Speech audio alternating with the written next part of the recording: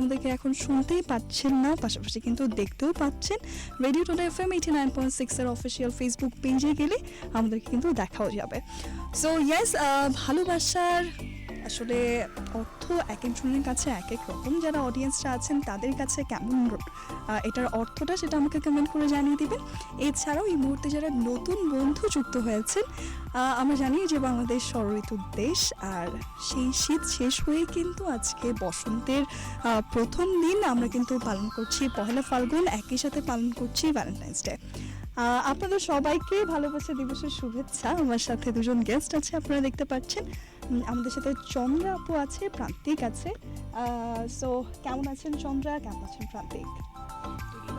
আচ্ছা, আজকে তো ভ্যালেন্টাইন্স ডে, সো দুজনকে হ্যাপি ভ্যালেন্টাইন্স ডে বলা হয়েছে কিনা? হ্যাঁ বলা হয়েছে, কালকে রাতে বলা হয়েছে। মানে অফিশিয়ালি মানে কোনোভাবে মানে প্রপোজ করে বলেছেন নাকি জাস্ট নরমালি ভ্যালেন্টাইন্স? ও ভুলে গেছিল, আমি ওকে মনে করাই দিছি 12:23 যে হ্যাপি ভ্যালেন্টাইন্স ডে, এইভাবে হ্যাপি ভ্যালেন্টাইন্স ডে। আচ্ছা, আমি বিলিভ মি, আমি যখন এই জুটিটার সাথে প্রথম মিট করি, আমার কাছে মনে হয়েছে যে খুবই নাইস একটা কাপল, দুইজনই খুব জলি অ্যান্ড দুইজনই খুব লাইক ফানফুল মানুষ। তো আচ্ছা, স্টার্টিংয়ে জানতে চাই, যেহেতু আজকে ভালোবাসা দিবস, আপনার কাছে ভালোবাসাটা কি? আচ্ছা, আমার কাছে ভালোবাসা মানে হচ্ছে একটা আন্ডারস্ট্যান্ডিং, অবভিয়াসলি। তারপর হচ্ছে আন্ডারস্ট্যান্ডিংই এটা বলতে চাই, যে কারণ হচ্ছে দুইজনের মধ্যে যত বেশি বোঝাপড়াটা সুন্দর হবে, তত বেশি হচ্ছে দুইজনের ভালোবাসাটা আর কি বেশি প্রকাশ পাবে। আচ্ছা, আমি আন্ডারস্ট্যান্ডিংই বলতে চাই আর কি ভালোবাসার মানেকে। আচ্ছা, আপনার কাছে? আমার কাছে হচ্ছে আন্ডারস্ট্যান্ডিং, একটা বন্ধুত্বপূর্ণ সম্পর্ক, ওই সম্পর্ক যে সম্পর্কে আমার কোনো ভয় নেই। আমাদের কিন্তু প্রত্যেকটা সম্পর্কেরই একটা বাউন্ডারিজ আছে। বাবা মার সাথে কথা বলতে হয় একভাবে, ফ্রেন্ডদের সাথে একভাবে, বাট আমার কাছে মানে অ্যাজ ইফ ও আমার যেহেতু হাজবেন্ড, তো আমার পার্টনার এমন হইতে হবে যে যার কাছে আমি নির্দ্বিধায় সবকিছু খুলে বলতে পারবো একদম। কিন্তু এটা সে না, খুবই বাজে ভাবে না। তার কাছে বলতে গেলে অনেক কথা মাইপে ঝাঁপে বলতে হয়, এই জন্য আমার ভালো লাগে না। মাঝে মধ্যে আবার খুব ভালো, খুব আন্ডারস্ট্যান্ডিং, ওর মতো ভালো মানুষ এই দুনিয়া আরেকটা নাই, কিন্তু মাঝে মধ্যে খুবই খারাপ। আচ্ছা, ভালোবাসা দিবসে কোনো স্পেশাল গিফট নেওয়া হয়েছে এখন পর্যন্ত বা দেয়া হয়েছে? না, ও গিফট যে আসতেছে আমি দেই, বাট সে নিবেও না, সে দিবেও না। তার কথা হলো আমি নিবও না, আমি দিবও না। আচ্ছা, আমাদের সাথে অনেকেই যুক্ত হয়ে গিয়েছে। শৌখিন বিশ্বাস যুক্ত হয়ে গিয়েছে আমাদের সাথে, আমাদের এমডি স্যার যুক্ত আছেন। সবাইকে ভালোবাসা দিবসের শুভেচ্ছা যারা আমাদের সাথে যুক্ত হচ্ছেন। আপনারা কিন্তু কমেন্ট করে আপনাদের যদি কোনো প্রশ্ন জানার থাকে সেটা কিন্তু করতে পারবেন আজকের এই আয়োজনে। চলে যাই, শুরুতেই হচ্ছে ভালোবাসার গল্প, যেহেতু আমরা গল্পটা একটু শুনি, যে প্রেমটা শুরু হয়েছিল কিভাবে?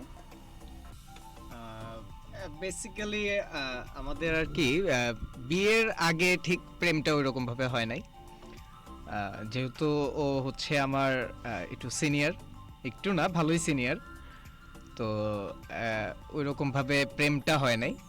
জাস্ট আমি ওকে যাই বলছি যে আপু আমাকে বিয়ে করবেন, লেজিট এইভাবে জাস্ট আমি প্রপোজ যখন করছি, ও ওইদিকে ফিরে আছে, তো আমি পিছনে হাঁটু গেড়ে ফুল নিয়ে ডাকছি ওকে, যে এরকম যে আপু, এভাবে ডাক দিতেছি যে আপু ঘুরে একটু প্রপোজ করবো এরকম ভাবে।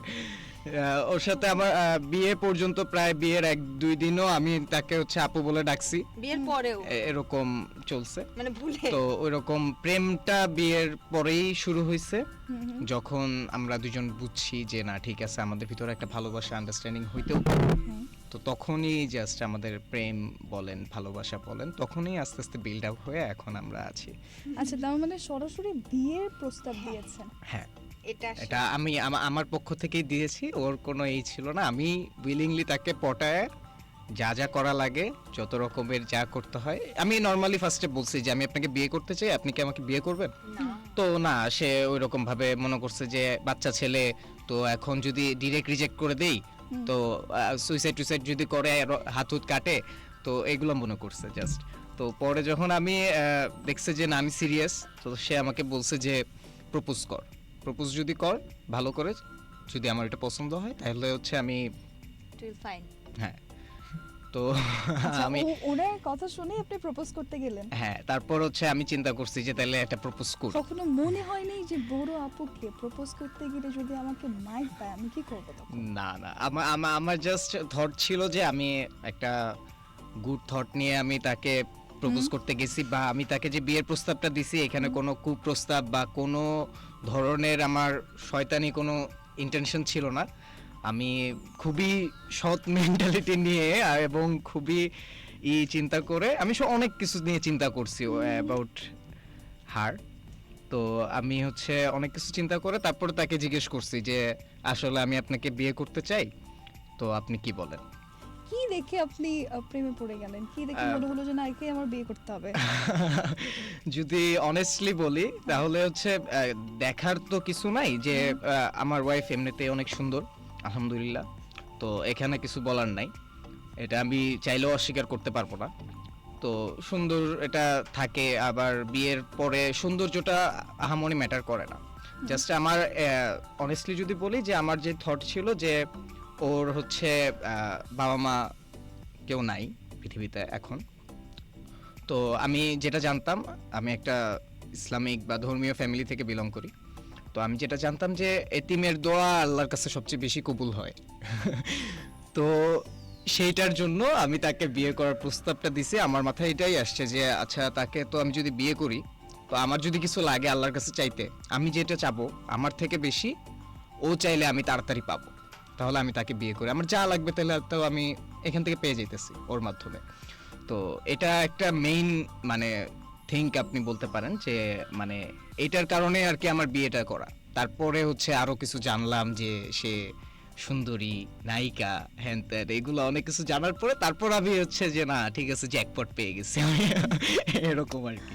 আচ্ছা আপু, আপনার কাছে আসে, আপনি কি দেখে মনে করলেন যে ওনাকে বিয়ে করা উচিত?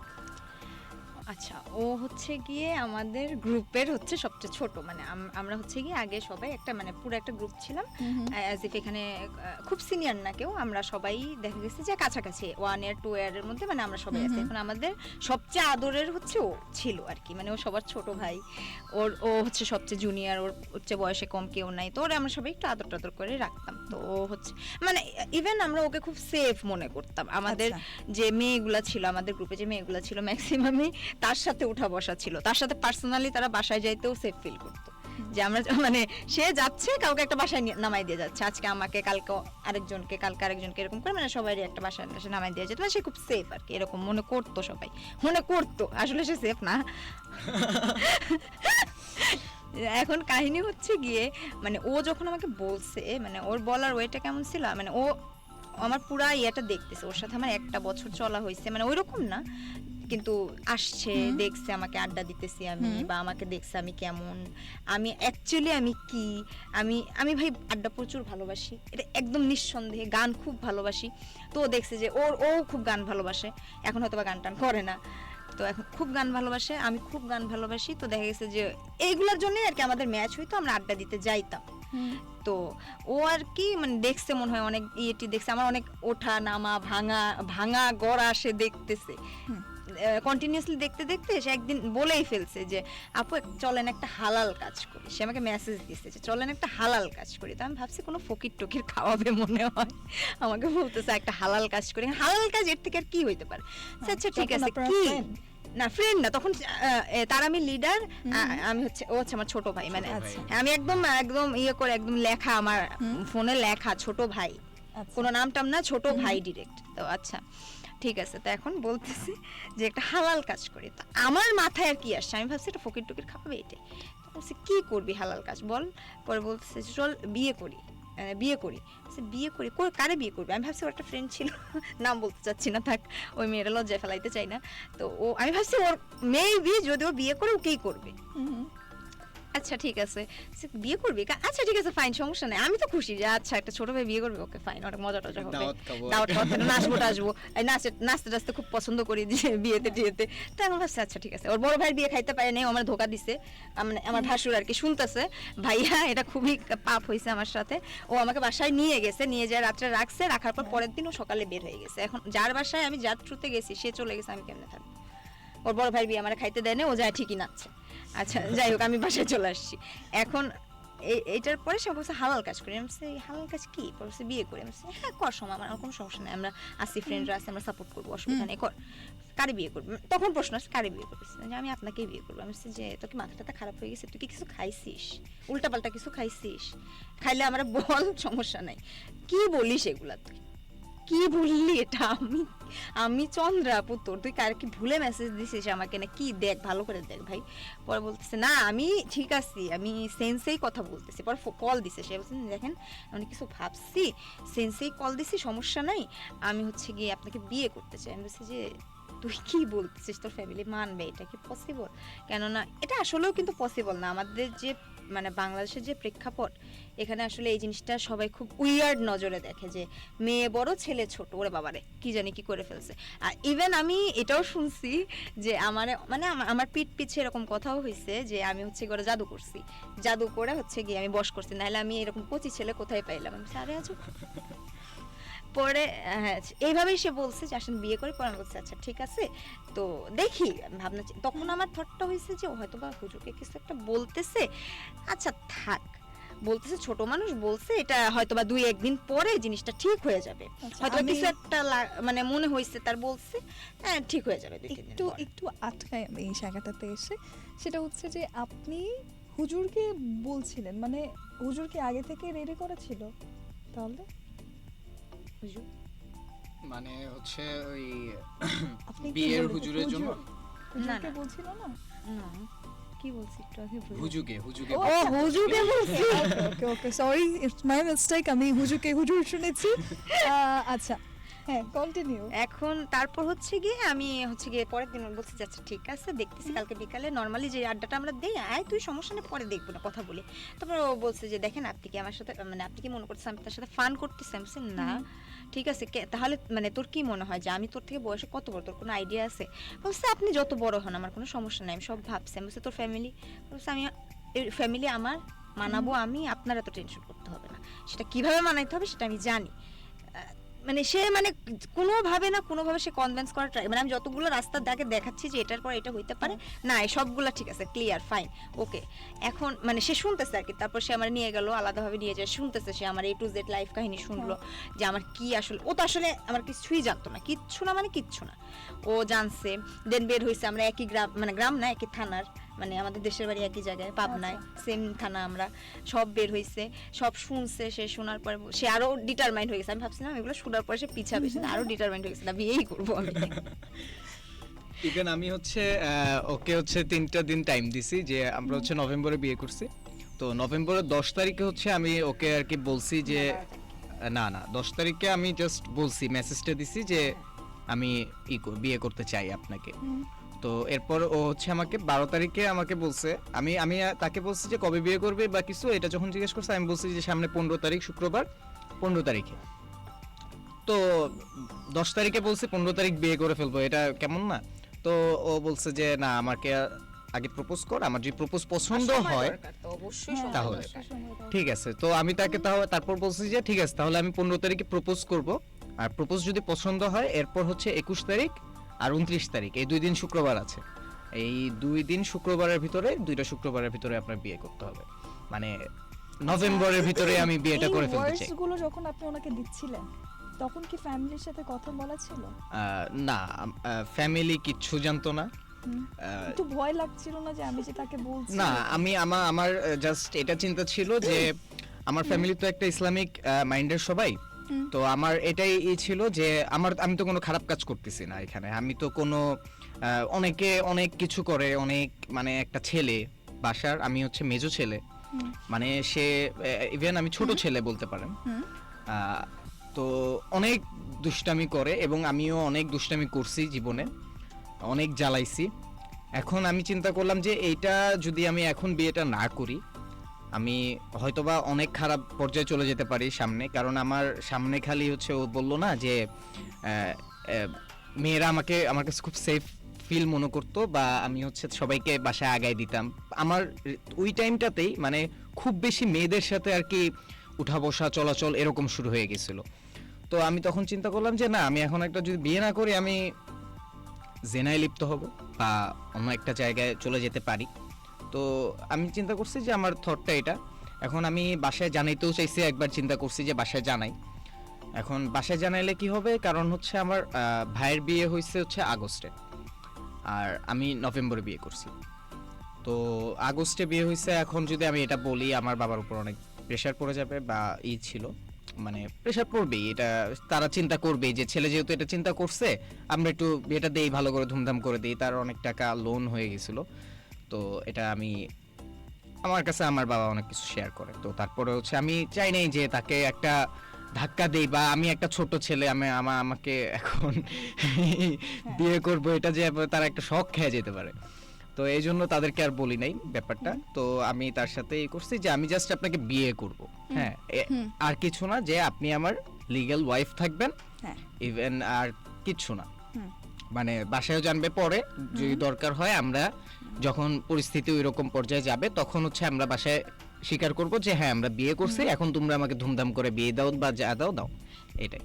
ইভেন আমাদের প্ল্যান ছিল এরকম যে ওর তখনও ইন্টার পরীক্ষা হয় নাই, ও হচ্ছে এবার ইন্টার পরীক্ষা দিচ্ছে, আর আমি টেক্সটাইল ইঞ্জিনিয়ার।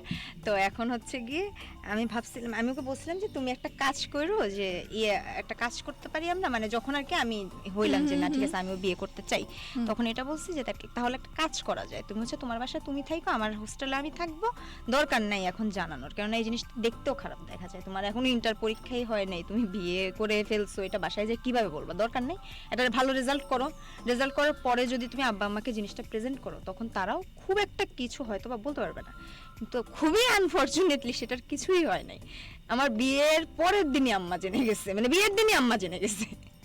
বিয়ের দিন না, জাস্ট আমি মনে করেন যে যখন আমাকে জানলো কিভাবে হুজুর, জানি না এটা কাহিনী আমি জানি, এটা জানছি, এটা আমি জানি। বলো, আচ্ছা, কাহিনী হচ্ছে কি, আমার বিয়ে হয়েছে আমার কোনো রকম প্রিপারেশন ছাড়া। তো আমার ও যেরকম বললাম আমার কোনো কেউ নাই, ফ্যামিলি নাই, আমি আমার একটাই মামা, আমি তাকে জানাইতে চাইছি, বাট তার সাথে আমার ওই রকম বন্ডিং না যে আমি তাকে জানাবো বা কিছু।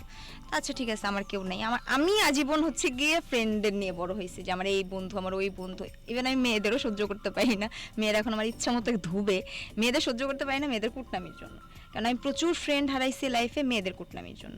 তা আমার এখন মানে আমার মানে ইয়েই ছিল যে না ভাই, অ্যাজ আ ফ্রেন্ড ছেলেরা অনেক ভালো হয়, অনেক আন্ডারস্ট্যান্ডিং হয়, এটা অনেকে থট আর কি। হ্যাঁ, আমার কনসেপ্ট এটা যে আমি যেরকম মেয়েদের থেকে ক্ষতিগ্রস্ত হয়েছি সেরকম একটা ছেলের থেকে কখনো হই নাই। কেন ছেলেরা যদি মানে তাদের ক্ষতিগ্রস্ত করার থাকে তারা ডিরেক্ট বলে দেয় যে ভাই আমি তোর কাছে এই জন্যই আসছি, এটাও একটা দিক দিয়ে ভালো। তো এখন ও হচ্ছে গিয়ে মানে আমার যখন বিয়ে যেদিন মানে এরকম হইলো, তো আমি হচ্ছে গিয়ে সবাইকে ফোন দিয়ে বলা শুরু করলাম, মানে আমার তো ফ্যামিলি নাই, ফ্রেন্ডরাই, তো ফ্রেন্ডরা সবাই এক এক দিকে, কারণ আমরা মোটামুটি সবারই পড়াশোনা শেষ, সবাই যার যার মতো ব্যস্ত, কেউ চাকরি ট্রাই করতেছে, কেউ চাকরি করতেছে, তো আমরা এক একজন এক এক জায়গায়। তো সবাইকে ফোন দিলাম যে মামা আমি এরকম বিয়ে করতেছি, বিয়ের ডিসিশন নিয়েছি, এখন সবার প্রশ্ন হলো আমি কাকে বিয়ে করতেছি।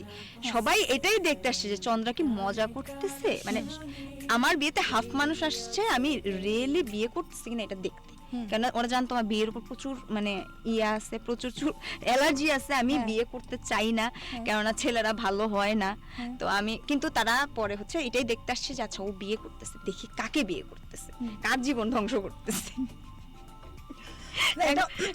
অনেক সময় হয় যে অনেক মেয়েদেরই পার্সপেক্টিভ এরকম থাকে যে আমি বিয়ে করব না, সিঙ্গেল লাইফই মনে হয় অনেক ভালো।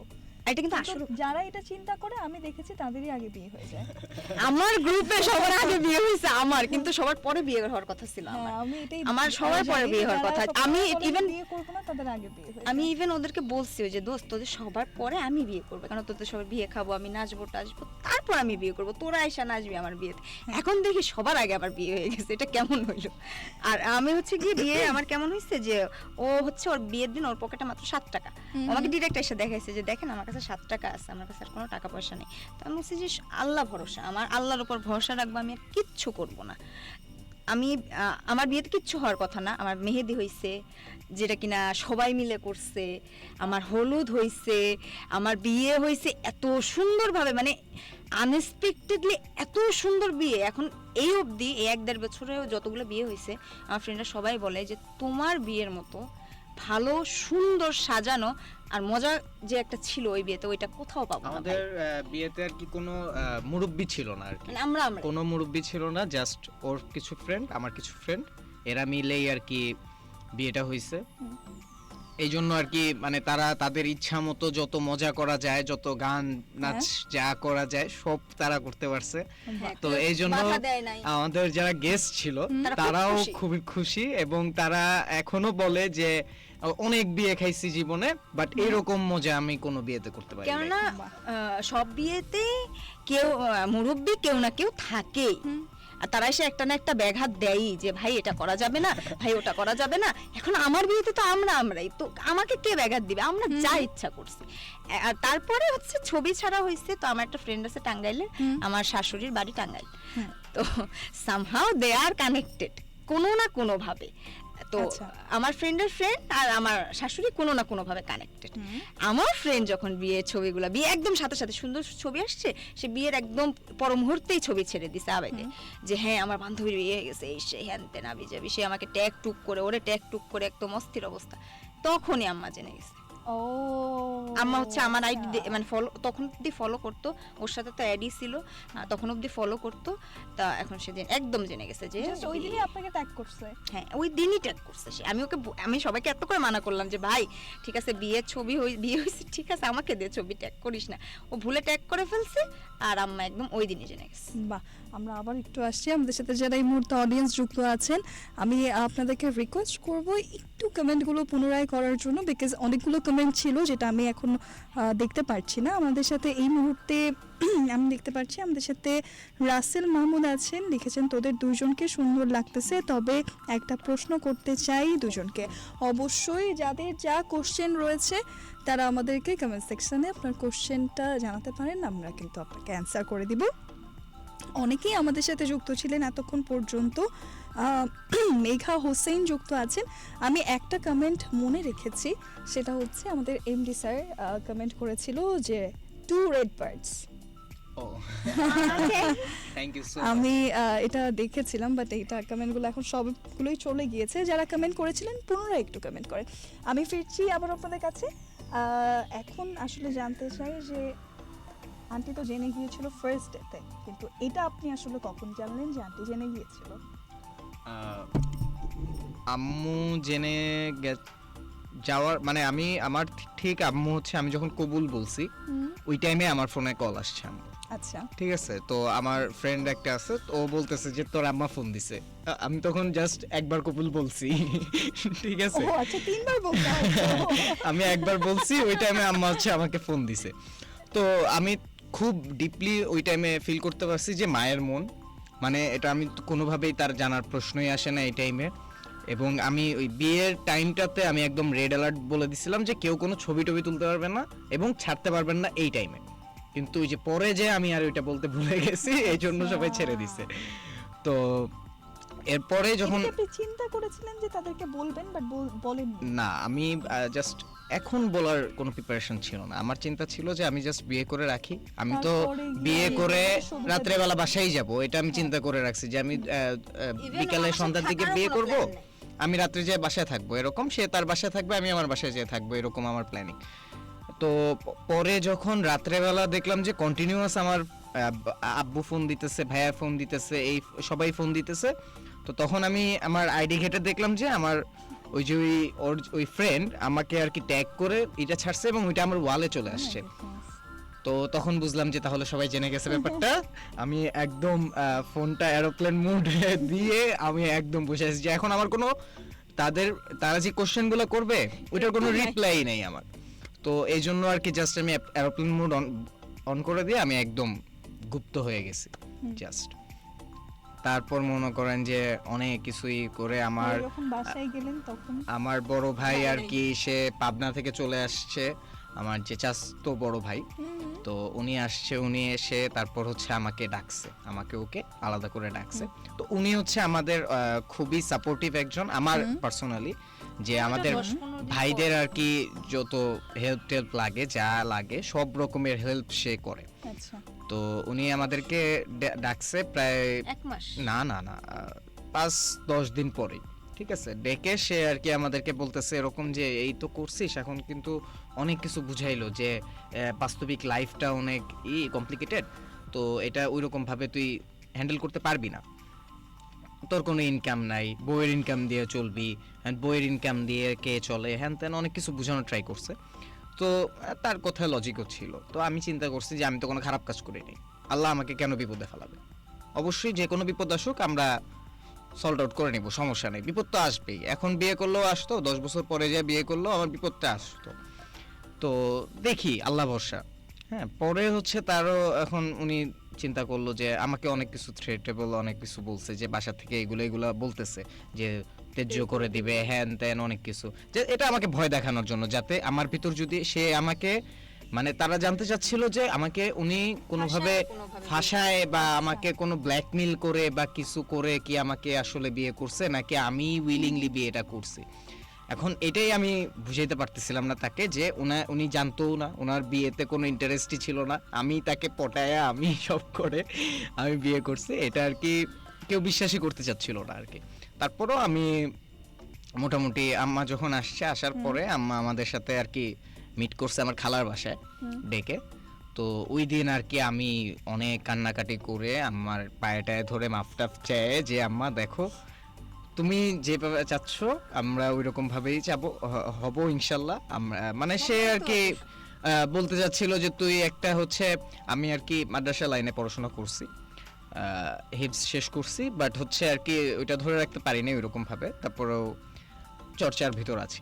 আচ্ছা, তো এখন ও হচ্ছে একটা মিডিয়া লাইনের লোক, নাটক সিনেমা করে, দুইজন তো এখন তাকে কেন আমি আমার বউ হবে একজন হুজুর বা নামাজ কালাম পড়ে এরকম কেউ একজন আমার বউ হবে, তারা এক্সপেক্ট করছিল, বাট আমি কেন তাকেই করলাম, মানে এটার কোনো এক্সপ্লেন আমার কাছে ছিল না, আমি ওরকম ভাবে বুঝাইতে পারি না। আমি আম্মাকে ওইভাবে বলছি যে দেখো আমি হচ্ছে ট্রাই করব তাকে আমার লাইনে নিয়ে আসার, বা তোমরা যেরকম বউ আমার বউ যেভাবে দেখতে চাও আমি ওই রকমই তাকে বানানোর ট্রাই করব ইনশাল্লাহ। তোমরা জাস্ট আমাকে দোয়া করতে থাকো, ইভেন আমার বড় দোয়া করো না অ্যাটলিস্ট, ঠিক আছে। আমি একদম পায়েটায় ধরে অনেক মাফটাফ চাইছি। খালা তখন আম্মাকে একটু বলছে যে ঠিক আছে সমস্যা নেই, বাচ্চা মানুষ, দেখ কি হয়। তো আলহামদুলিল্লাহ এখন পর্যন্ত ভালোই আছি, টুকটাক ঝগড়া টগড়া হচ্ছে। লাইক শ্বশুর বাড়ি থেকে বলেনি যে কেমন বিয়ে করলে বা আমার ছেলে কি দেখে বিয়ে করলে? না না, এটা আম্মা হচ্ছে, আম্মা মারবে আমারে শিওর এটা দেখলে। আম্মা হচ্ছে বিয়ের আগে, মানে এখন আমি আমার শাশুড়ির সাথে সবচেয়ে বেশি ফ্রি, মানে আমি সত্যি কথা আমি আমার শাশুড়ি অনেক ভালোবাসি, এটা আম্মারা কখনো বলি নাই, আমি আম্মারা আসলে অনেক ভালোবাসি। তো এখন আম্মা হচ্ছে আমার ডাকছে বিয়ের আগে। তো বিয়ে যে সময় আমাদের মানে 14 তারিখে, মানে ও আমাকে 15 তারিখে প্রপোজ করছে, তার আগে তো আমাকে বলতেছে যে বিয়ে করব বিয়ে করব বিয়ে করব। তো 14 তারিখে আম্মা হচ্ছে আমাকে বাসায় ডাকছে। আচ্ছা, এটা একটু মজা। আমার শাশুড়ি যে কি পরিমাণ চালাক আর কি পরিমাণ তার ব্রেন কাজ করে, মানে আমি ওই দিন পুরো অবাক হয়ে গেছি যে আমি এই জিনিসটা আমিও পারতাম, সেটা যে করছে। বলো আমাকে। এটা কাহিনী হচ্ছে আমরা একদিন একটা বাসায় আছি, হ্যাঁ একটা বাসায় গেছি, তো আমরা ওই দিন আড্ডা দিচ্ছি। এর আগের দিন জাস্ট এর আগের দিন হচ্ছে আমি জাস্ট ওকে প্রপোজ করছি যে এখন কিভাবে কি, জাস্ট বলছো? না না না, প্রপোজ করছে আমাদের 16 তারিখে আম্মু ডাক দিছে, 15 তারিখে হচ্ছে আমরা প্রপোজ করছি। 14 তারিখে না আম্মা ডাকলো? না না, আচ্ছা যাই হোক। তো পরে যখন আমাকে এসে আমাদের বিয়ে নিয়ে যখন ফ্রেন্ড সার্কেল জানতে পারছে, আমাদের মেসেঞ্জারে একটা গ্রুপ খোলা হয়েছে প্রান্তিকের বিয়ে নামে, ঠিক আছে। তো সামহাউ আমার আম্মার ফোনে, আমার ফোন ছিল না মাঝখানে কিছুদিন, আমার আম্মার ফোন আমি চালাইছি, ওইখানে আমার ফেসবুক লগ ইন করা ছিল। তো এখন হচ্ছে আম্মা তখন রাত 12টার মতো বাজে, আমরা আর কি প্ল্যানিং করতেছি যে কিভাবে কি খরচ করবো, আমার কাছে তো কোনো টাকা নাই, তার কাছেও কোনো টাকা নাই, আমার কোনো ইনকাম নেই, কোনো চাকরি নাই, কিভাবে বিয়েটা করবো অ্যাটলিস্ট। এখন আমরা চিন্তা করতেছি যে কাজের খরচটা তো অ্যাটলিস্ট দিতে হবে, টাকা তো লাগে, অ্যাটলিস্ট ওকে তো একটা স্বর্ণের কিছু দিতে হয় মানে বিয়ের সময়। তো এখন এগুলা আমি কিভাবে ম্যানেজ করব, এগুলা নিয়ে আর কি কথাবার্তা চলতেছে যে কিভাবে কি করা যায়। হঠাৎ করে ওর ফোনে আমি ওর পাশে বসে আছি, ওর ফোনে আমার ফোন মানে আমার আইডি থেকে কল আসছে। ওর ফোন কিন্তু সামনে, ঠিক আছে, এই যে আমার এরকম ফোন দুইটা এরকম সামনে রাখা, বাট আমার ফোন বাজতেছে, তানজিমুল হক কল দিছে। আমি অবাক হয়ে গেলাম যে কি রে, ও ভাবতেছে আইডি হ্যাক হইছে, আমি ভাবতেছি ভূত প্রেত নাকি, কোন থেকে কল দিল। পরে ও বলছে আচ্ছা আচ্ছা ধরো তো, দেখো তো কে হ্যাক ট্যাক করলো নাকি কেউ। পরে আমি ধরছি, ধরার পরে ফোন রিসিভ করছি, রিসিভ করার পর সেখান থেকে আম্মা কথা বলতেছে। পরে আমি সাল্লাহ তোমার আম্মা ফোন দিছে। পরে আমি তো মানে ইয়ে হয়ে গেছি যে কি বলবো এখন আমি ওনাকে। পরে বলতেছে আচ্ছা, মানে উনি কিচ্ছু বলে নাই, খুব সুন্দরভাবে বলছে যে আচ্ছা ঠিক আছে চন্দ্রা, কালকে একটু বাসায় আসো তো, একটু কথা আছে তোমার সাথে। মানে অন্য মারা হলে কি করতো, এই তুমি কেন আমার ছেলের সাথে এই করছো সেই করছো, কিচ্ছু না, নর্মালি সে এটাও জিজ্ঞেস করছে কেমন আছো, ভালো আছো? হ্যাঁ আন্টি ভালো আছেন আপনি? বলছে হ্যাঁ ভালো আছি, কালকে একটু বাসায় আসো তো চন্দ্র, একটু কথা আছে। আচ্ছা ঠিক আছে আন্টি আমি চলে আসবো। বলছে হ্যাঁ দুপুরের ভিতরে আইসো, একটু কথা আছে, ইম্পর্টেন্ট কথা আছে। আচ্ছা ঠিক আছে। পরে আমি গেছি, পরের দিন সুন্দরভাবে ভদ্র হয়ে। ও অনেক ভয় পেয়ে গেছিল যে কি হ্যাঁ, করব না করব। হ্যাঁ মানে- আমি জাস্ট ওকে বলছি যে তুমি কিচ্ছু চিন্তা করো না, যা বলবে সব দোষ আমাকে দিয়ে দিবা, যে প্রান্তিক করছে ওই করছে যে কে কি বলছে, আমি আন্টি কিচ্ছু জানি না, আমি তো বিয়েই করতে চাই না, আমাকে জোর করে সে বিয়ে করতেছে, এগুলা বলে আসো, সমস্যা নাই, জাস্ট তুমি এইটা পার করে দাও, তারপরে বাকিটা আমি দেখতেছি বাসায় কি হয়। এইটাই আর কি। তো আম্মা হচ্ছে, আমি গেছি, আমি সুন্দরভাবে গেছি, আমার হচ্ছে গিয়ে আমার হাতের নেলস অনেক পছন্দ। তো আমি হচ্ছে ওই দিন ওর আম্মা আবার মানে আম্মার কি এগুলো আর কি একটু নামাজ কালাম পরে, এটা স্বাভাবিক, এটা আমি ইয়ে করতেছি না, বাট আমার এগুলো একটু, ইভেন সে আমাকে নেল পলিশ কিনে দেয়, কিন্তু তার কথা হলো ভাই তুমি যাই করো নামাজ পড়তে হবে, আমার কথা এটা। তা আমি হচ্ছে ওই দিন সুন্দর হিজাব টিজাব করে একদম নক টক কেটে সুন্দর একদম মানে একটা প্রপার আমি বউ হতে চাই আপনার বাড়ি, এরকম একটা ভাব নিয়ে গেছি। যাওয়ার পরে সে বলতেছে যে দেখো বাবা আমার ছেলেটা তো অনেক অসুস্থ, আমি না সত্যি আম্মার দিকে তাকায় ভাবলাম বেচারা কি ক্যান্সার ট্যান্সার আছে নাকি, তাহলে তো বিয়েটা করা যাবে না, আমি 2 দিন পরে মারা যাবে। বলছে দেখো আমার ছেলেটা অনেক অসুস্থ, কি জানি তোমার না আমার ছেলে যাই হোক ছোট কিছু আর একটা, কি। ওর একটা আমার ছেলেটা অনেক অসুস্থ, অনেক ইয়ে, দেখোই তো ওর মানে রক্ত শূন্যতা, মানে হাবি জাবি থাকে না ওই যে আমাদের কেমন কমপ্লিকেশন, মানে সরি কমপ্লিকেশন থাকে যেগুলো, যে আমাদের রক্ত কম থাকে, হ্যান ত্যান অনেক কিছু থাকে না, তো ওর এগুলো আছে। তো আমি বলছি যে আম্মা আমি তো সরি আন্টি, তখন তো আন্টি বলে যে আন্টি আমি তো আসলে এগুলো জানি না, ও আমাকে আসলে প্রান্তিক এগুলো বলতেছে, দেখেন আমি তো বুঝি ও ছোট, আমি তখন একদম পুরা পোল্টি খেয়ে গেছি, ও ছোট আমি বুঝি আন্টি এগুলো, আমি আসলে সাপোর্ট দিচ্ছি না।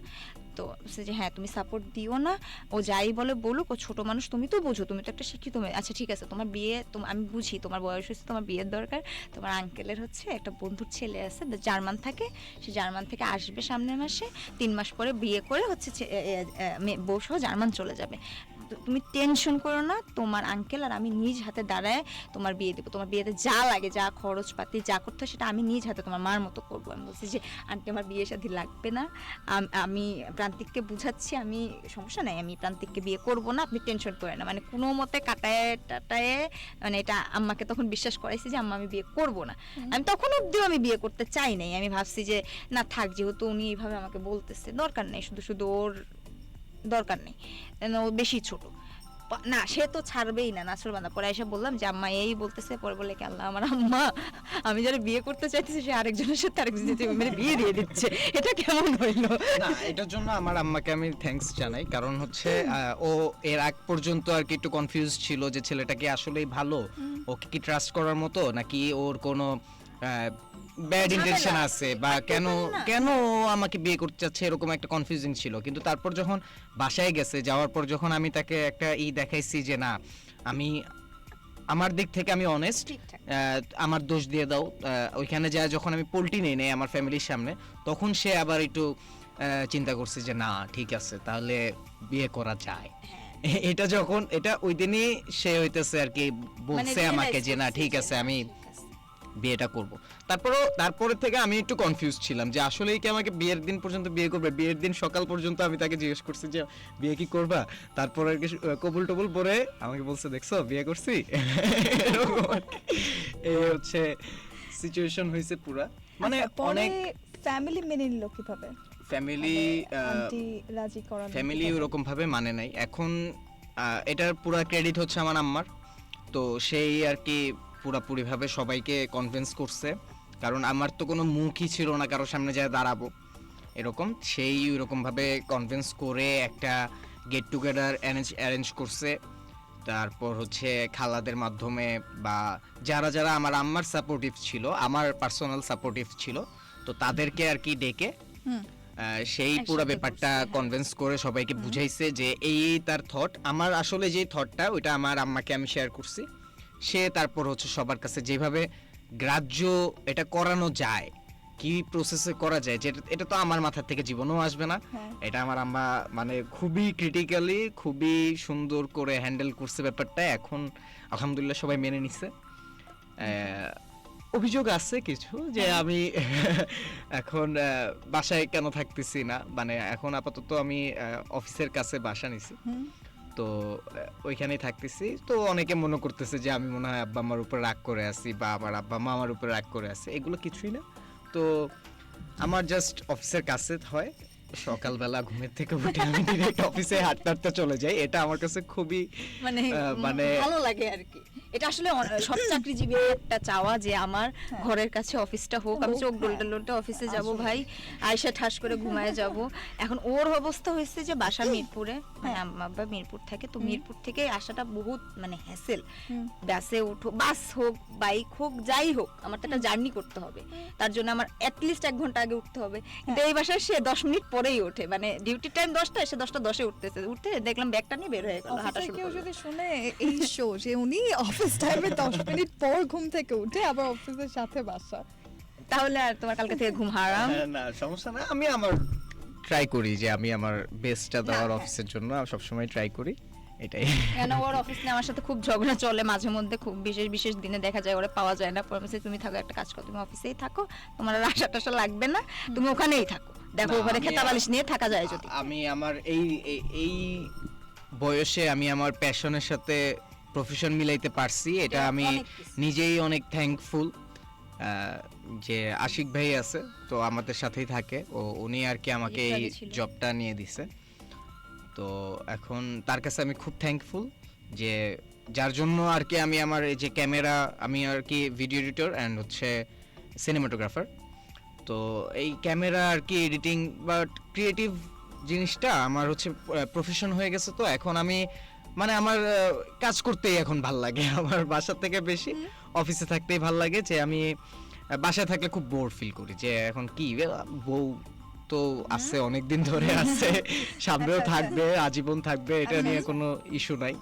কিন্তু আমি যদি এই পজিশনটা একটু ক্লিয়ার করে ফেলতে পারি, ইনশাল্লাহ আমার সামনে আরো বেটার অপরচুনিটি আসবে, এটা আমি আর কি এখন চিন্তা করি, এটাই।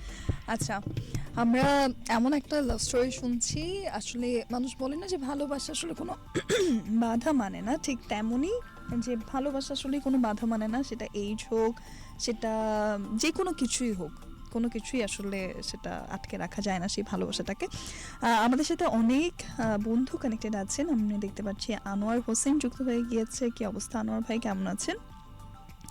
আমার সাথে বিপ্লব আছেন, লিখেছেন চন্দ্রা আপুর জীবনটা সংগ্রামী জীবন, ইনশাল্লাহ তোমাদের থেকে অনেক ভালো কিছু আশা করি।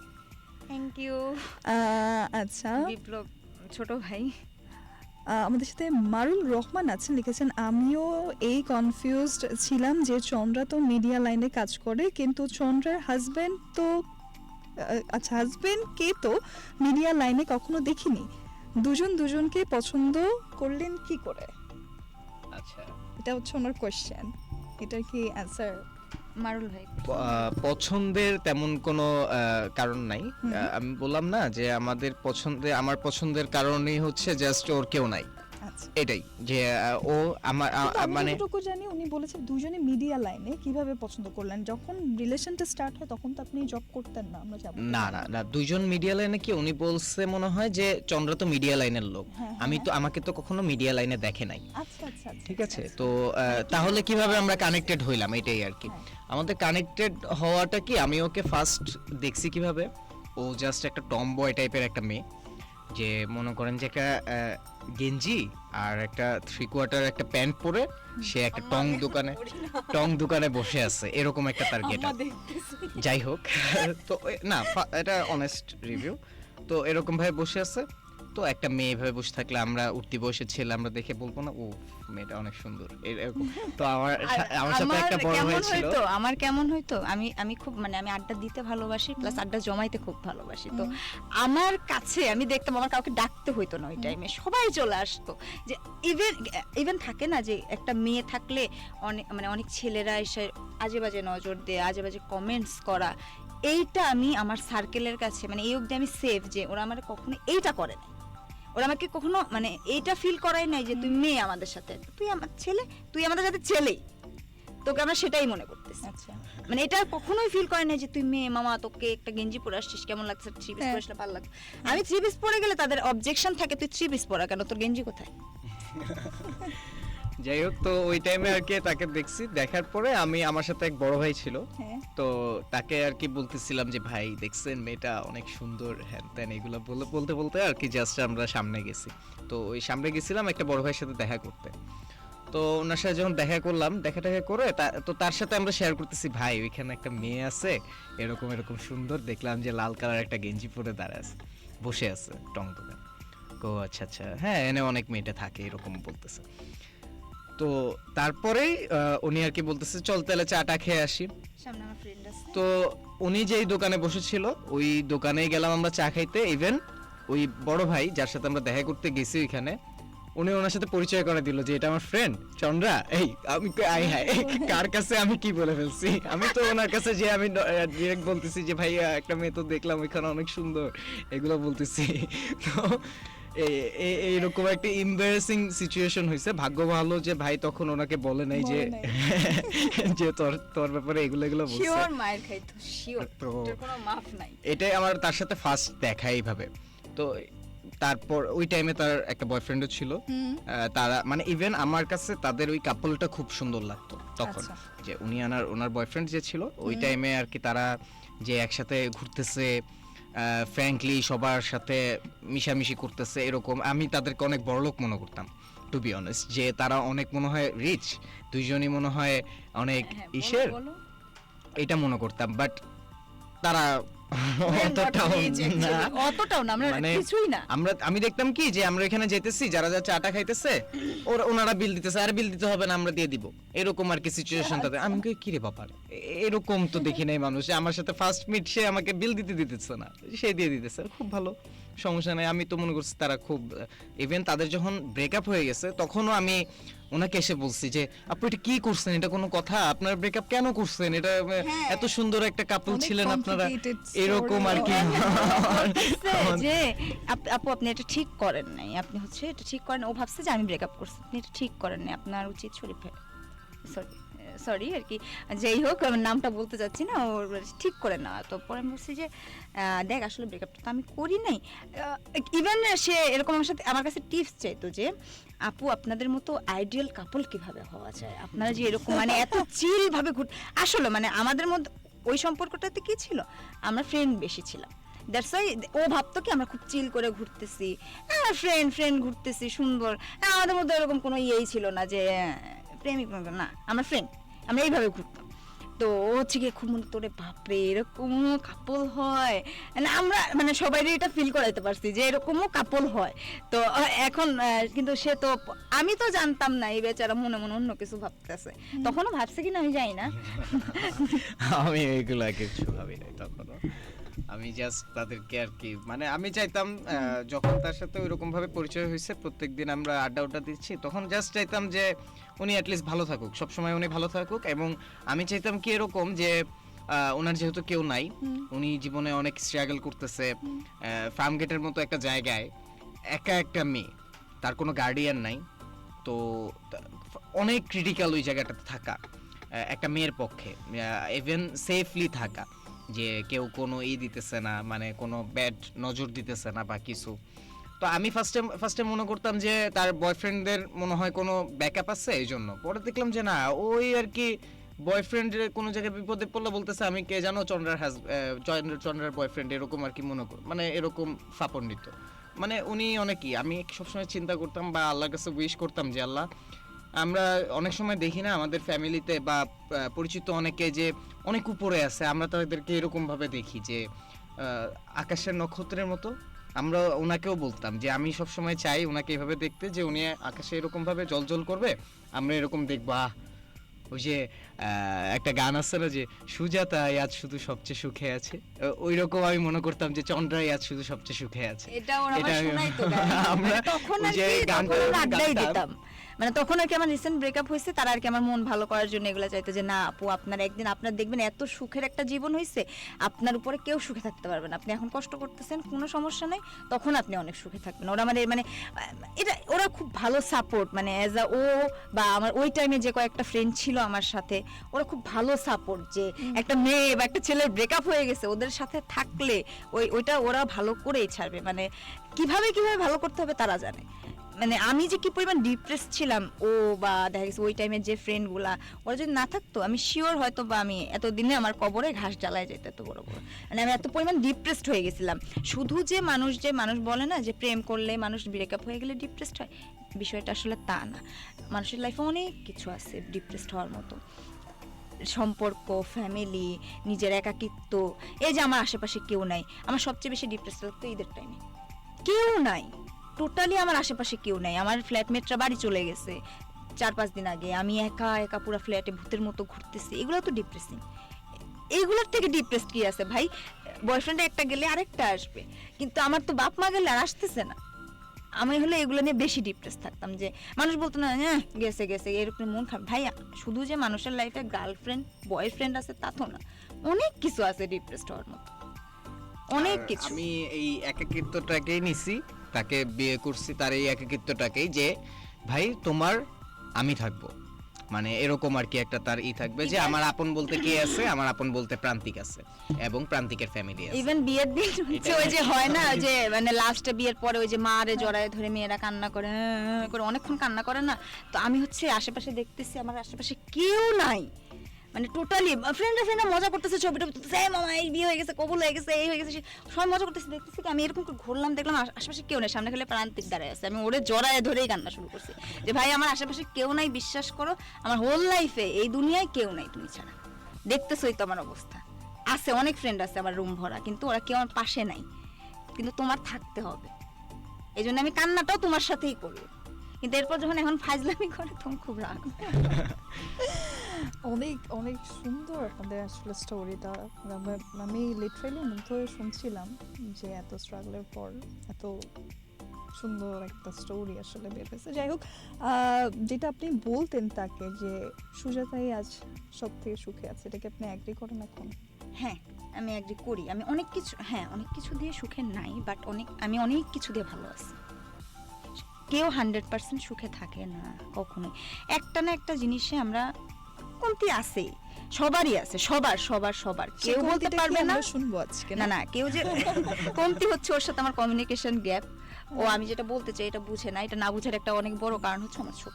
আমি এগুলো অনেক অনেক সময় আমার অনেক রাগ, আমার প্রচুর রাগ, আমার হচ্ছে গিয়ে হয় কি বলে অ্যাংজাইটি ফিল হয়, আমি হচ্ছে কন্ট্রোল করতে পারি না কান্নাকাটি, মানে এটা হচ্ছে ও বুঝে না হয়তো বা, বাট এটা হচ্ছে অ্যাংজাইটির একটা ধরন, যারা সিচুয়েশন বুঝে না, কান্না কন্ট্রোল হয় না, একাই চোখ দিয়ে পানি পড়ে, তো এটা হচ্ছে একটা অসুখ, ও বুঝে না এটা হয়তো বা, প্যানিক অ্যাটাক চলে আসে আমার, ও কিছু বললে বা এটা কেউ আমার ধমক দিছে, আমি ধমক সহ্য করতে পারি না, কারণ আমাকে কেন ধমক দিবে, বিশেষ করে এটা যখন আমার আপন মানুষরা করে। ও আজকে একটা কথা বলছে যে তোমার বাইরের মানুষ ধমকায়, তখন তো কিছু বলো না, আমি বলছি বাইরের মানুষ ধমকাইলে আমি তাকে উল্টা একটা ধমক দেই, বাট তুমি ধমকাইলে আমি তো তোমাকে উল্টা ধমক দিতে পারতেছি না, তখন আমার কি হইতেছে ওই জিনিসটা আমার কান্না হয়ে বের হচ্ছে। কিছু কিছু ছোট ছোট জিনিস যেরকম ও রোমান্টিক না একটু না, মানে সে হচ্ছে গিয়ে বাসায় আসবে, হ্যাঁ ভাত হইছে, কি রান্নছো, এইভাবে কি রান্না করছো, রিল দেখতেছে, কি রান্না করছো, বলছি শোনা নাই, মানে আমার খুব ওই টাইমগুলো খুব রাগ হয় যে ভাই আমিও কাজ করে আসছি, আমি হয়তো বা চাকরি করি না ওর মতো, বাট আমিও তো টুকটাক যা পারি করি, তো আমার তো ওর থেকে আমার কাজটা বেশি কেন না, ও হয়তো বা আছে একটা রেগুলার রুটিনে যে আমি 10টা থেকে 6টা বা আমি তখন যখন ইচ্ছা বেরোয় যেতে পারবো, আমি যদি একটা জায়গায় শুটে ঢুকি আল্লাহর নামে ঢুকলাম, কখন বের হব এটার কিন্তু আসলে কোনো নিশ্চয়তা নেই, তারপরে এসে যদি দেখি এরকম এরকম করতেছে একজন, তখন কেমন লাগে? আপনি এখন বলেন, এতক্ষণ তো শুনলাম, এখন আপনি বলেন যে আপুর কোন দিকটা আসলে খারাপ লাগে? আচ্ছা, খারাপ যদি লাগে বলেন, আমি খুব সাংসারিক একটা ছেলে। এটা আমি এটা আমি স্বীকার করি। এটা আমার একটা বান্ধবী বলছে যে তোর লাইফে প্রান্তিক যদি কিছুতে কষ্ট পায় সেটা হচ্ছে গিয়ে প্রান্তিক খুব খাইতে ভালোবাসি, তুই রান্না করতে ভালোবাসিস না, এই একটাই কষ্ট জীবনে। এটাই আর কি, যে আমি খুবই খাইতে ভালোবাসি এবং ও মানে ভালোবাসে না, রান্না করে না এরকম না, রান্না করে। আজকে একটা স্পেশাল করি এরকম একটা থাকে না, আমি তাকে অনেক বলি যে কি রে এরকম তো অনেকে করে, হ্যাঁ তুমি আমার জন্য স্পেশাল কি রান্নাটা করছো আমার জন্য একটু বলো তো, এরকম আর কি অনেক কিছু বলি। ইভেন আমি জিনিসটা বুঝি, যে মনে করেন যে বুঝেও তারপর আমি চেষ্টা করি যে মানুষ তো ভাই তুমি একটু ট্রাই করো, আমাকে তো তুমি ভালোবাসো, আমাকে ভালোবাসা হইলেও তুমি জিনিসটা আমার জন্য করো, যে একটু রান্নাটাকেও ভালোবাসো। এখন এটা আমি চাই, কিন্তু এখন এটা তার উপরে, এখন যদি এটা না হয় আমার এটাতে কোনো অবজেকশন নাই, কিন্তু আমি খাইতে পছন্দ করি। এখন তো এই পছন্দটা আমি বাদ দিতে পারবো না। এখন তুমি, আমি তাকে অনেকবার এটা থ্রেট দিছি যে তুমি যদি আমাকে না করো, দেখো তোমার মতো মেয়ে কিন্তু আমি পটাই ফেলছি, আমার কিন্তু আরেকটা মেয়ে পটাইতেও টাইম লাগবে না, এরকম থ্রেট দিই। ওই টাইমে আমি অনেক, যাই হোক অনেক কিছু হয়, এটা আমি না বলি। ফেট যখন দেয় তখন আপনি কি করেন? না, ও থ্রেট দিলে আমি বলি কি, শোনো তুমি যদি একটা বিয়ে করতে পারো আমি আরেকটা বিয়ে করতে পারবো, এটা আমার কোনো সমস্যা নেই, তুমি করো দেখি। ইভেন আমরা কালকে বলছি যে দেখি কে কয়টা ছেলে মেয়ে পটাতে পারে, তুমি কয়টা মেয়ে পটাতে পারো, আমি কয়টা ছেলে পটাতে পারি, এটা দেখবো আজকে। আমাদের মানে টুকটাক, মানে আমাদের এগুলো চলতেছে, মানে ঝগড়া টগড়া হয় টুকটাক, এইগুলা নিয়ে ঝগড়া হয় আর কি। মানে আমাদের কোনো মেজর ইস্যু যে তুমি কেন ওখানে গেলা, তুমি কেন এটা করলা, তোমাকে তো এটা করতে। আমার কথা হলো ভাই আমি ছেড়ে দিছি আল্লাহর নামে, ও যদি কিছু করে এটা আল্লাহই ওকে ফেরত দিবে, আমার আর কিছু বলার নাই এই জায়গায়। আর সব কিছু বাইধা ধরা হয়, ভালোবাসা বাইধা ধরা হয় না। আমি ওর কাছ থেকে জোর করে ভালোবাসা নেওয়ার আমার কিছু নেই, ও ওর মতো থাকুক, আমি আমার মতো থাকি। ইভেন ও এই দিক দিয়ে খুব ভালো, আমার কখনো প্যারা দেয় না। ও বাইরে গেলে আমি কখনো ওরা প্যারা দিই না।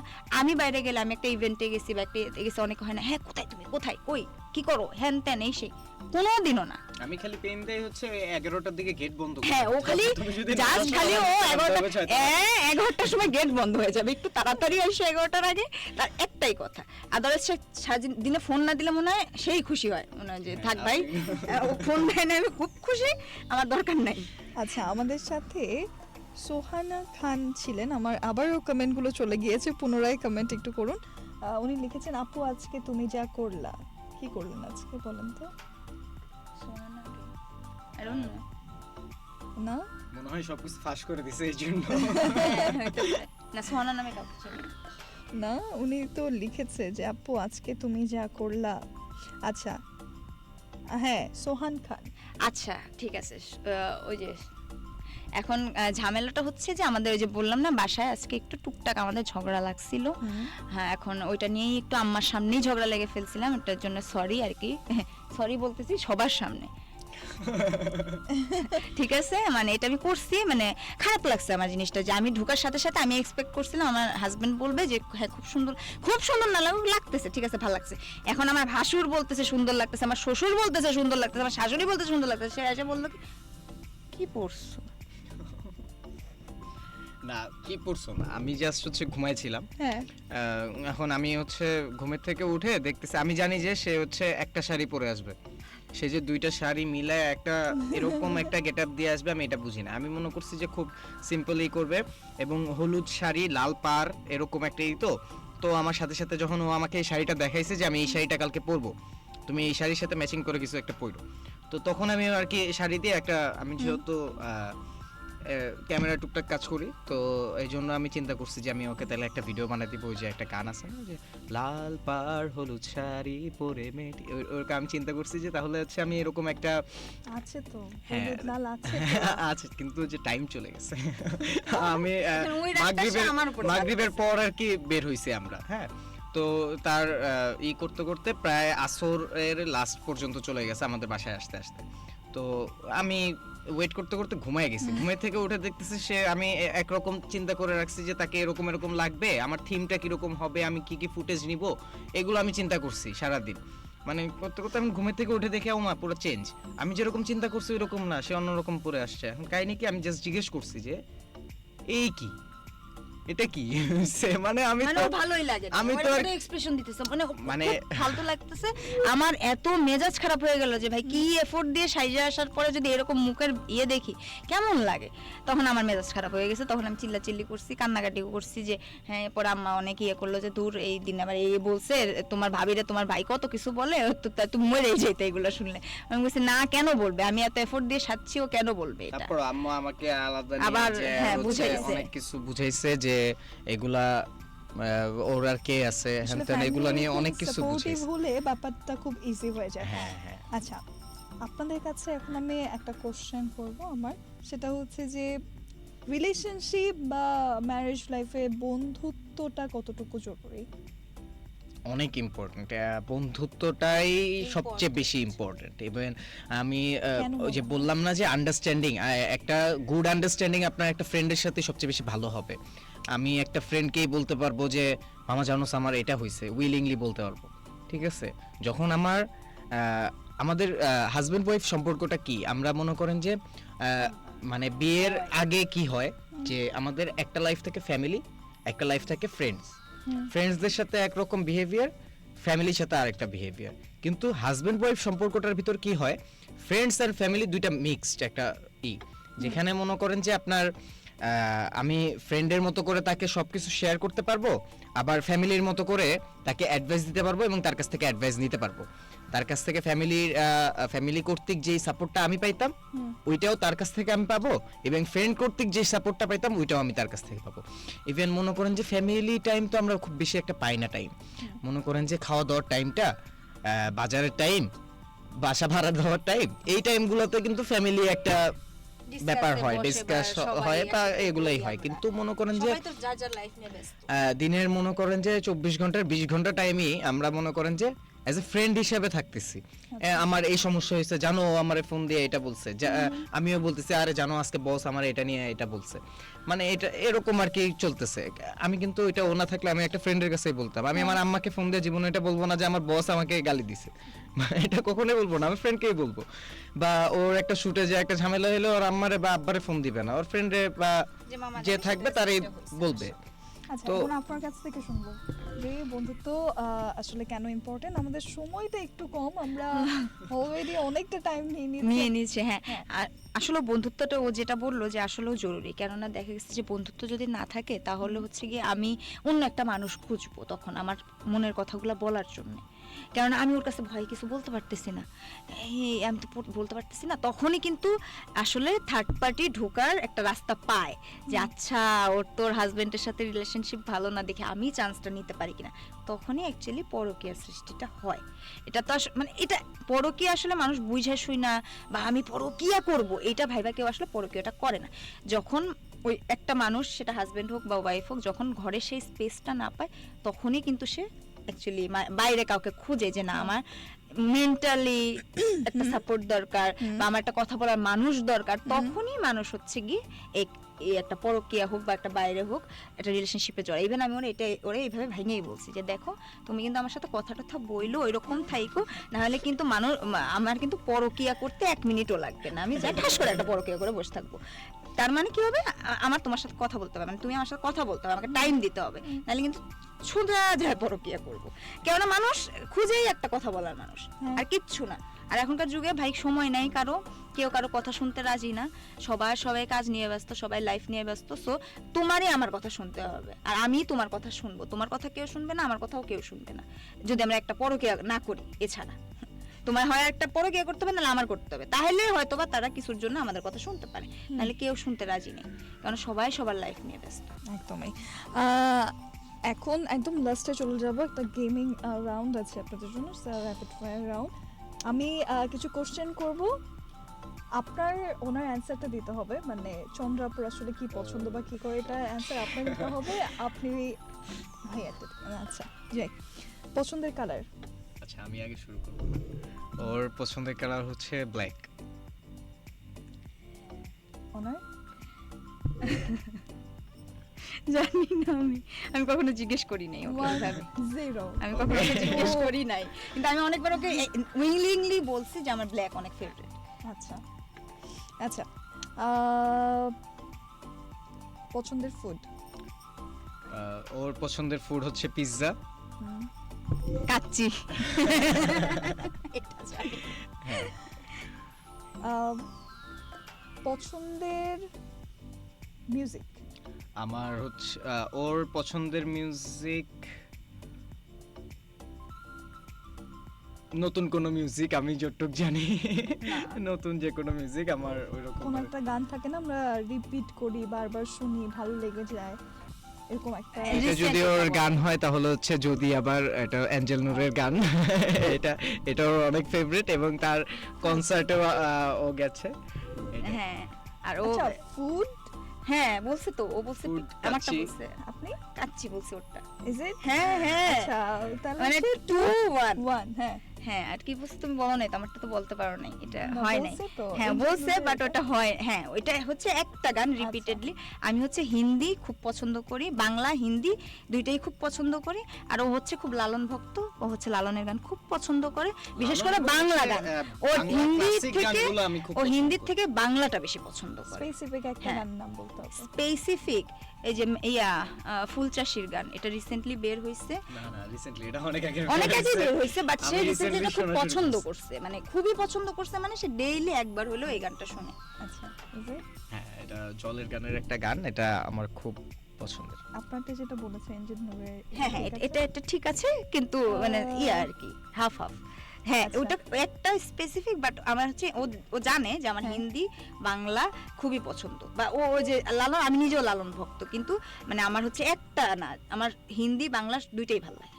আচ্ছা তাহলে আজকের এসের ক্লিয়ার উইনার হচ্ছে প্রান্তিক ভাই সে বেশি জানে চন্দ্রাপুর থেকে। আচ্ছা একদম শেষ পর্যায়ে চলে এসেছি, আমি আপনাদের কাছ থেকে বিদায় নিচ্ছি। এই মুহূর্তে যারা আমাদের সাথে যুক্ত ছিলেন আজকের ভ্যালেন্টাইন্স ডের এই সুন্দর একটা আয়োজন ভালোবাসার গল্প থেকে, এই মুহূর্তে আমাকে বিদায় নিতে হচ্ছে। যারা আমাদের সাথে যুক্ত আছেন সবাই কানেক্টেড থাকবেন রেডিও টু এফএম 89.6 এর সাথে। পরবর্তীতে আবার কোনো স্পেশাল আয়োজন নিয়ে আপনাদের মাঝে আমি নুসরাত হাজির হয়ে যাব। ততক্ষণ পর্যন্ত সবাই ভালো থাকবেন, সুস্থ থাকবেন।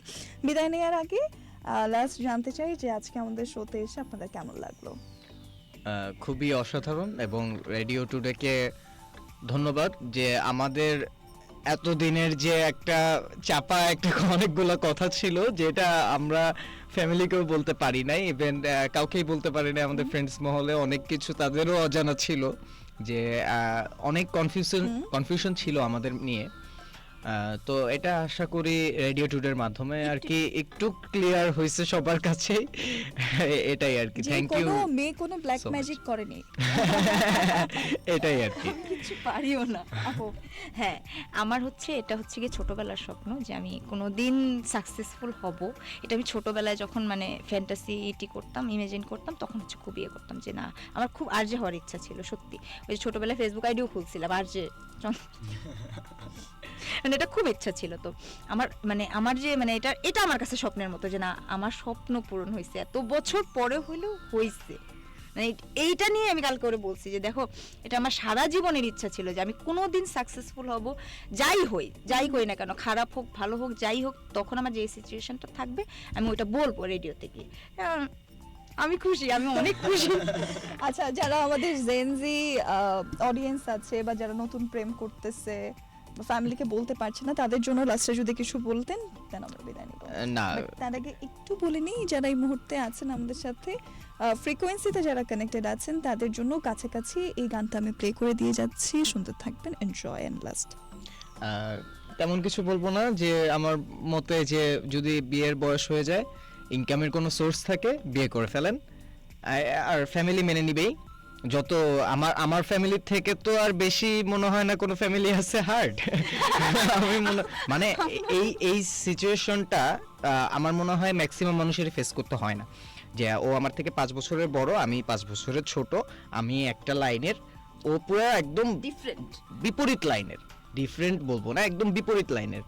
সো কোনোভাবেই একটা ফ্যামিলির পক্ষে এই জিনিসটা মেনে নেওয়া খুবই কষ্টকর। আমার ফ্যামিলির কেউ অনেক ধন্যবাদ, এবং আমাদেরটা যেহেতু মেনে নিচ্ছে তারা এটা বুঝতে পারছে, ইভেন তোমাদেরটাও বুঝবে এবং সবারটাই বুঝবে, বিয়ে করে ফেলো। আমি এটাই বলতে চাই যে যদি কোনো ইনকাম সোর্স থাকে এবং পছন্দের মানুষ থাকে, বিয়ে করে ফেলো। ওকে সো যারা যারা বিয়ে করতে চাচ্ছেন এই কথা শুনে একটু ইন্সপায়ার হয়ে বিয়ের সাহসটা জুগিয়ে ফেলেছেন তাদের জন্য এই কাছাকাছি গানটা প্লে করে দিয়ে আমি Radio today, 89.6 FM.